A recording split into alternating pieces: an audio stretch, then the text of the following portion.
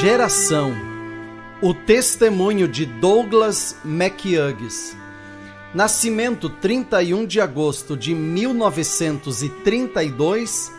Residência atual, Tucson, Arizona. Em 1947, nem imaginávamos que havia uma mensagem.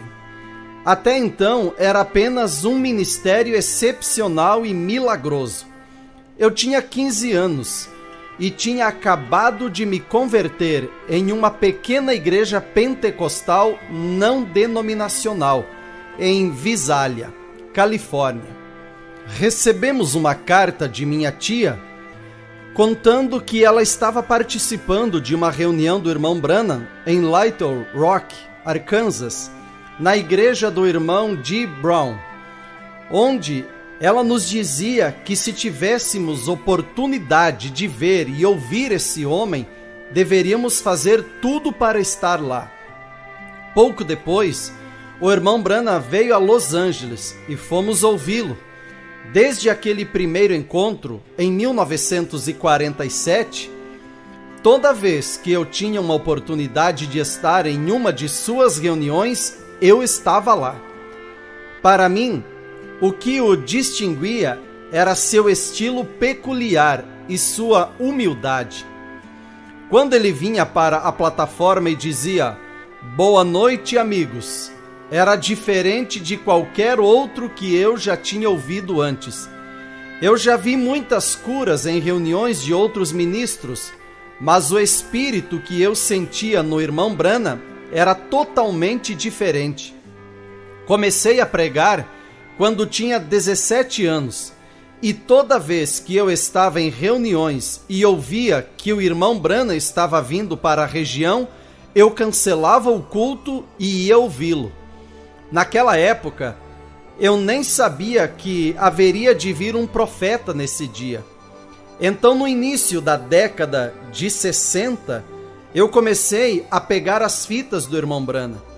Eu ouvia dizer que Malaquias prometeu que um mensageiro haveria de entrar em cena, o anjo da era de Laodiceia.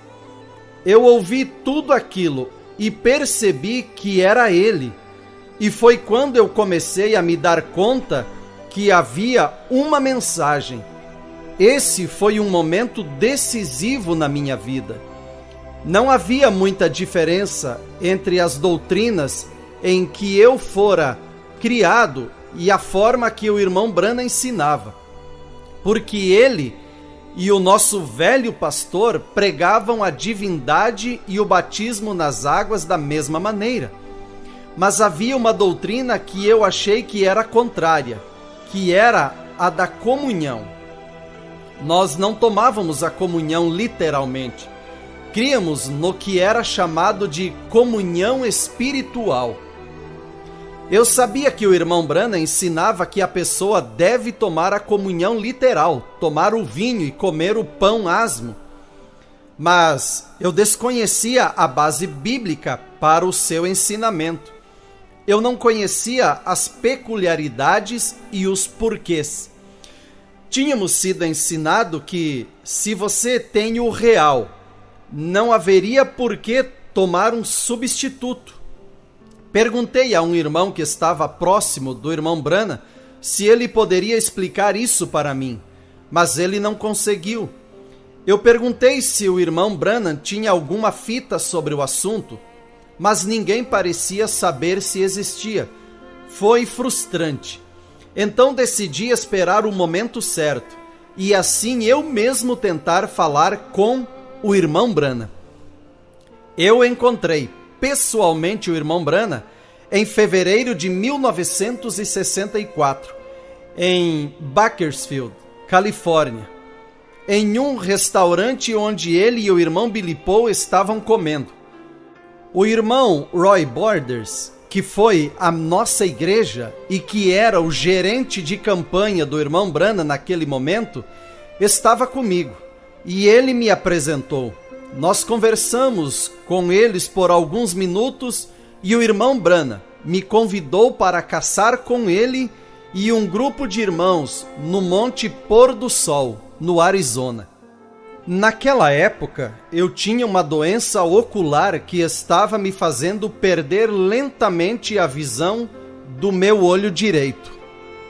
A luz solar brilhante fazia com que meu olho inundasse de lágrimas. Por isso, quando eu fui ao Arizona para a caça, que começou em 27 de fevereiro, o meu irmão mais novo, Glenn, foi comigo para me ajudar a dirigir.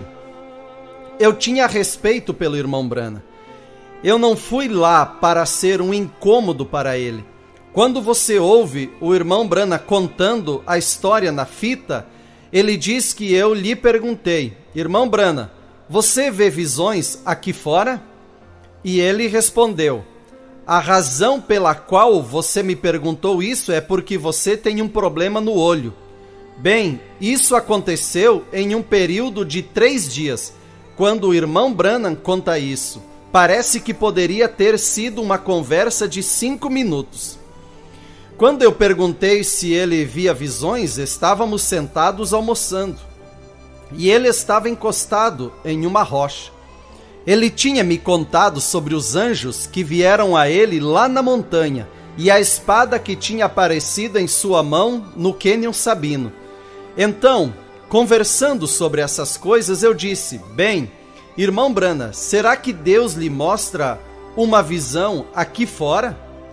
Eu quis dizer, em um lugar como aquele onde estávamos. Eu estava apenas falando com ele, mas por dentro meu espírito estava provavelmente clamando para ele, mas eu não tinha qualquer intenção de incomodá-lo. Aquele foi o primeiro ou o segundo dia em que estávamos ali. Nós caçamos por 1 ou 2 dias e então, no último dia da caça, o irmão Branham estava sentado em uma pequena mesa trabalhando na mira de um rifle. Ele tinha uma chave de fenda na mão e usava óculos. Eu estava por ali tirando fotos quando eu ouvi o irmão Branham falar comigo. Ele disse: irmão Doug, e o modo como ele disse soou diferente. Eu me virei para olhar para ele e ele estava olhando diretamente para mim. Eu diria que ele estava em uma visão. Ele disse: sua mãe tem praticamente a minha idade. Ela mora na Califórnia e ela tem pequenos tumores nos dedos do pé. Ele pegou a mão e demonstrou onde eles estavam. Ele disse: está agendada a cirurgia dela. Assim diz o Senhor, ela não terá que fazer a cirurgia. Alguns segundos depois, ele disse: eu vejo um médico forte olhando em seus olhos. Ele está dizendo que você vai ficar cego do olho direito. Ele disse que tratou de você por tanto tempo e que não há mais nada que possa fazer por você. E que você vai ficar cego. Assim diz o Senhor, você não vai ficar cego. Bem, você pode imaginar como as coisas estavam. O acampamento inteiro ficou em silêncio com as palavras do irmão Branham e pairou uma quietude e um sentimento sacro. Mas, de repente, o irmão McAnally, amigo garimpeiro do irmão Branham, que estava caçando conosco, enfiou a mão no bolso e tirou um apito de caça e começou a soprar. Qualquer pessoa que já ouviu um apito de caça sabe o ruído agudo que ele emite. O barulho que faz, e eu vou lhes dizer, aquele ruído vindo logo após um momento de completo silêncio, chocou a todos. Eu devo admitir que meu primeiro pensamento foi: velho, Deus vai te matar e nós vamos ter que te carregar daqui. Em vez disso, o irmão Branham enfiou a mão no bolso da camisa e tirou seu apito e começou a soprá-lo tão alto quanto podia. Eu estava mais do que chocado. Ele tinha acabado de ter uma visão. E aqui estava ele rindo e soprando seu apito poucos segundos depois. Eu pensei, meu Senhor, o que está acontecendo? 3 ou 4 minutos se passaram e eu ainda estava tentando absorver tudo o que tinha acontecido. Quando eu vi o irmão Branham se levantar, pegar uma pá e caminhar até a fogueira, próximo de uma grande pedra arredondada, eu passei a filmá-lo. Quando ele começou a jogar as pás cheias de sujeira sobre o carvão. Então, de repente, diretamente do céu e do lado do penhasco, veio um redemoinho e pedras e poeira começaram a voar. Eu sabia que algo sobrenatural estava acontecendo, mas não sabia o que. Acho que não fiquei assustado, porque eu não tinha medo de que qualquer coisa acontecesse comigo. Eu só sabia que o que estava acontecendo não era normal, de modo algum. Observei o irmão Branham, porque eu queria ver o que ele ia fazer. Ele apenas tirou o chapéu da cabeça e olhou para cima, diretamente para o torvelinho.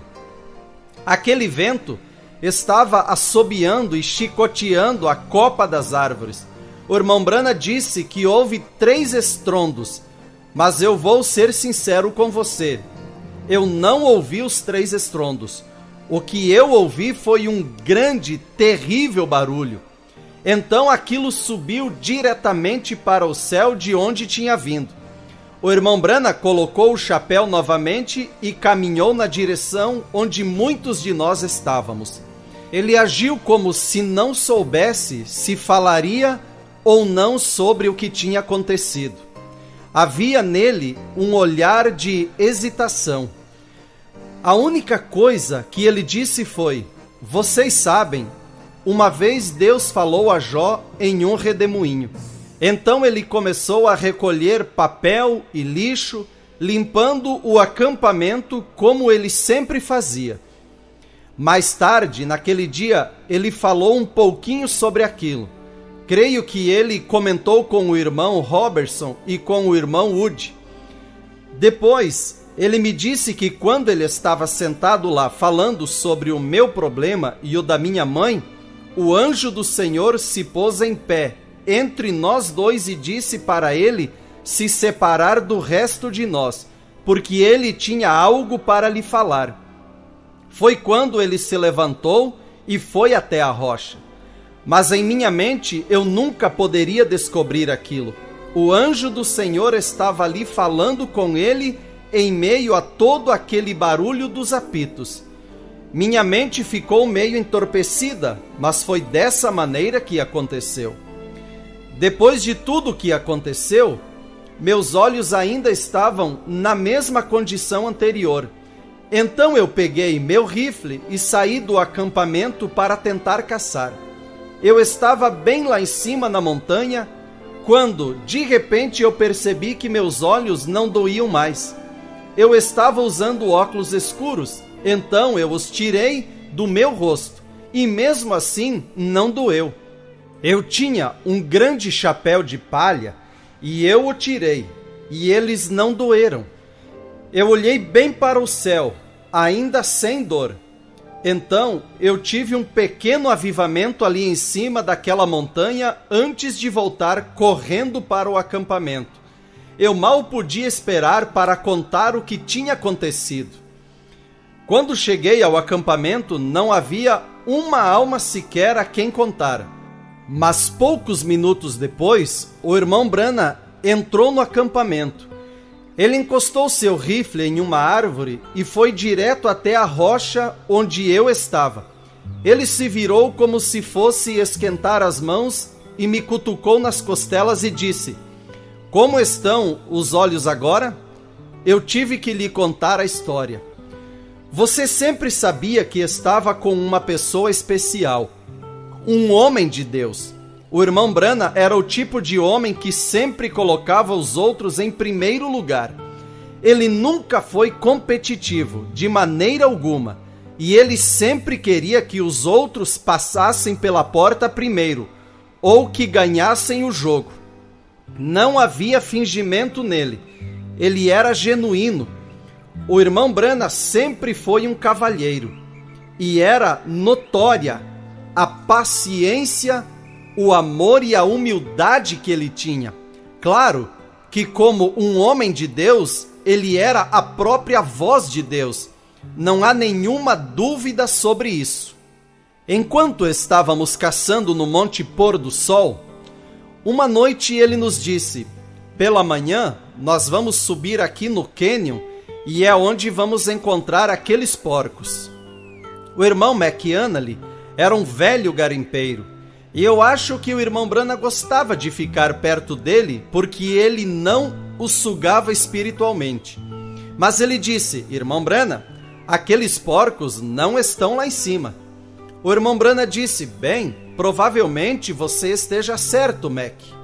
No dia seguinte, o irmão McAnally nos levou a perseguir ganso selvagem o dia inteiro e não vimos nenhuma trilha de porcos, muito menos um porco. Na manhã seguinte, fomos até onde o irmão Branham nos disse para ir 2 dias antes, e em 30 minutos nos deparamos com uma manada de porcos. Ele poderia ter dito: agora, Mac, eu sei o que eu estou falando. Mas ao invés disso, ele disse: provavelmente você está certo. Era desse jeito que ele era. Outra vez, estávamos sentados ao redor da fogueira e falávamos sobre a caça. Eu estava sentado do lado do irmão Branham e de repente ele disse: vocês sabem, o velho Saul era um velhaco. Ele era terrível. Perseguiu Davi por todo o país tentando matá-lo. Ele desobedeceu ao Senhor e Deus o colocou de lado e se afastou dele. Ele violou sua própria lei e arrumou uma feiticeira para adivinhar para ele. Quando Samuel foi chamado, ele disse: por que você fez isso? Se você tivesse sido paciente, amanhã, por esta mesma hora, você estaria comigo. O irmão Branham olhou para mim e disse: onde estava Samuel? Nunca questione a Deus sobre coisas desse tipo. Até aquele momento eu tinha alguns sentimentos fortes sobre Saul. Eu era pentecostal e muito legalista. Eu não achava que Saul tinha muita chance. Ele tinha ido contra Deus e Deus tinha tomado o reino dele. Na minha maneira de pensar, ele não tem muita coisa a favor dele. Naquele dia, eu não estava pensando em Saul. Então eu sei que o irmão Branham não estava lendo minha mente. Era apenas algo que o Senhor queria me corrigir. Quão maravilhoso isso parece! Quando eu penso que um profeta, um homem de Deus, desceu da montanha um dia e se assentou ao meu lado e disse: você vê aquela grande rocha lá em cima naquela montanha? É de onde me veio de Deus, nessa manhã, a minha próxima mensagem. Então ele enfiou a mão no bolso da camisa e tirou um pequeno pedaço de papel amassado, onde estava escrito: o tempo da colheita. E pensar que ele gastou tempo e até mesmo compartilhou aquilo comigo. Eu não sou digno disso de forma alguma. Aquele foi o auge da minha vida, porque eu sei de pessoas que dariam o seu braço direito para passar 5 minutos com ele, e eu passei quase 1 mês. Quando o irmão Branham pregou a escolha de uma noiva, em abril de 1965, eu não consegui ir. Eu estava administrando uma empresa de construção e eu tinha que trabalhar, mas minha esposa e a irmã Ellen Borders foram a Los Angeles para ouvi-lo. Quando elas voltaram, elas me contaram o que ele tinha dito. Logo, eu comecei a ouvir de outras pessoas que estiveram lá ou tinham ouvido do terremoto e julgamento. As pessoas estavam realmente perturbadas. Peguei o telefone e liguei para o irmão Billy Paul, em Tucson, e perguntei se eu poderia falar com o irmão Branham. Ele respondeu que ele não estava, mas ele me ligaria depois. O irmão Branham me ligou naquela noite, por volta das 10 horas. Eu disse: a razão por que eu te liguei é sobre a mensagem na qual o Senhor falou sobre o afundamento de Los Angeles. As pessoas voltaram e estão um pouco preocupadas. Eu realmente não sei o que lhes dizer. Ele disse: irmão Doug, eu não sei bem onde vocês moram. Se eu tivesse alguém em Los Angeles, eu os tiraria de lá. Mas onde você mora, eu não sei. O Senhor não me mostrou nada sobre isso. Apenas diga à igreja para eles permanecerem como estão.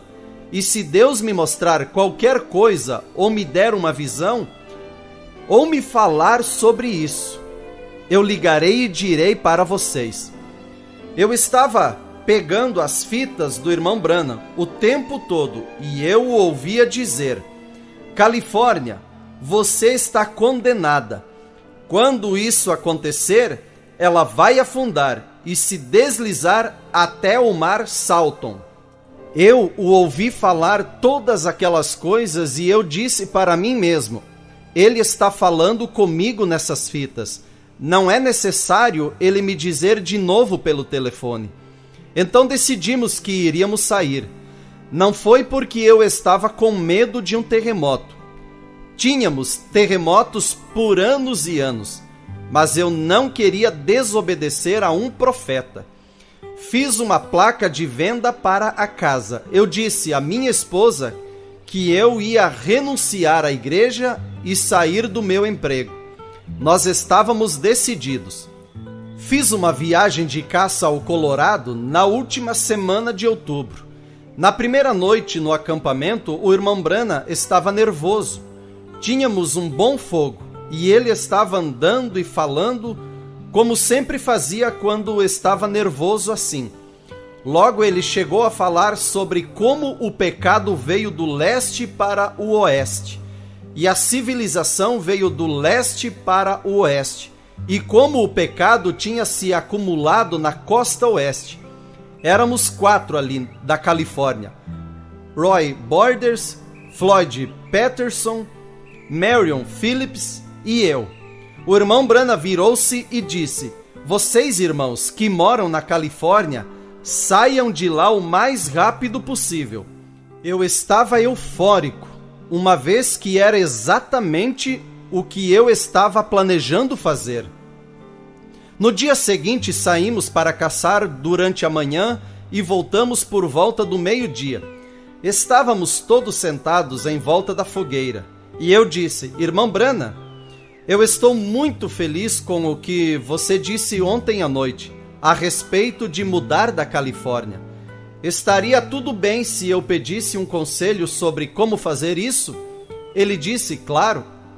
Eu tinha um pequeno trailer, um trailer de férias de 4,5 metros, e ele quis sentar-se nele e conversar. Ele me pediu para lhe dizer o que eu sentia, e eu lhe disse: meu plano é ir para casa, colocar a minha propriedade à venda, renunciar à igreja, sair do meu trabalho e deixar o estado. Ele olhou para mim e disse: acho que eu não faria exatamente assim. Bem, eu senti como se o fundo do meu barco tivesse se soltado. Eu estava sentado ali aos berros gritando. Eu sei que ele sentiu pena de mim e ele disse: irmão Doug, você crê que eu sou profeta de Deus? Eu disse: sim, Senhor. Com tudo o que está dentro de mim, eu creio. Ele disse: você faria o que eu dissesse para você fazer? Eu disse: da melhor maneira que eu puder. Ele disse: vá para casa e coloque a sua casa à venda. Não diga nada à igreja. Espere até que Deus resolva isso para você. Para ser honesto, eu não estava muito satisfeito. Eu não tinha a coisa bem clara para fazer, porque ele disse para ficar pronto para fazer o que Deus ia fazer por mim. Quando cheguei em casa, coloquei a placa que eu tinha feito no jardim da frente. Como ele disse, E eu sabia que o primeiro membro da igreja que viesse iria querer saber o que estava acontecendo. Com certeza, o primeiro que veio estacionou o carro e entrou para me questionar. Então eu disse: bem, eu estou me preparando para fazer o que Deus quiser que eu faça. Eu vivenciei uma situação difícil na igreja, porque alguns irmãos haviam dado seus imóveis em garantia quando da aquisição do prédio da igreja, e eu sabia que não poderia deixar isso assim. Convoquei uma reunião de negócios com os irmãos da igreja e lhes disse que precisávamos mudar a titularidade da igreja para um conselho de administradores, porque não estava certo apenas uns poucos irmãos ficarem com o ônus da garantia.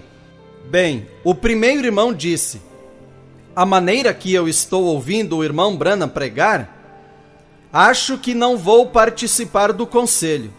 Eu posso nem mesmo estar aqui. O próximo disse a mesma coisa. O seguinte, a mesma coisa. E assim por diante. Somente de um grupo de cerca de 15 homens aceitou participar do conselho. Acho que um pensamento despontou neles. E eles me olharam e me perguntaram o que eu iria fazer. Eu disse: estou me preparando para fazer o que Deus quer que eu faça. Para ser sincero, eu me sentia um tanto ridículo falando essas coisas, mas foi o que ele me disse para fazer. Um irmão me disse: se não vamos estar aqui, não há necessidade de ter uma igreja. Vamos colocá-la à venda. Naquela noite, eles concordaram em colocar a igreja à venda. Todos, exceto 2 ou 3 famílias, venderam suas casas, e eu ainda estava vendendo a minha. A igreja foi vendida, e muitas pessoas já haviam se mudado quando o irmão Branham sofreu o acidente, mas a minha casa ainda estava à venda. Fui o último a vender. Eu a vendi quando o irmão Branham estava no hospital em Amarillo. 75% da igreja estavam em Tucson em 15 de janeiro de 1966. Em San Bernardino, no dia 6 de dezembro de 1965, o irmão Branham veio à mesa onde o irmão Roy Borders e eu estávamos comendo no restaurante do hotel Holiday Inn. 2 dias antes, ele havia pregado a mensagem O Rapto, em Yuma, Arizona. E as pessoas lá no hotel Ramada Inn, onde foi realizado o culto, foram muito desrespeitosas. Era um banquete, e a equipe que servia estava sentada no fundo da sala fumando, e eles subiam nas mesas e chacoalhavam os pratos. Até o gerente entrou e fez sinal com as mãos para o irmão Branham sair do edifício. Tudo isso quando ele ainda estava pregando. Você vai notar na fita que o irmão Branham diz: peguem essa oferta que vocês tiraram nessa noite e paguem pelo tempo que excedemos nesse edifício. E quando ele orou, foi algo como: tome essas palavras entrecortadas e trêmulas e as ajunte e entregue aos corações das pessoas, do meu coração. Ele estava muito nervoso. Naquela manhã, em San Bernardino, ele disse: se vocês não se importarem, eu gostaria de sentar aqui e conversar com vocês um pouco. Com certeza foi ótimo.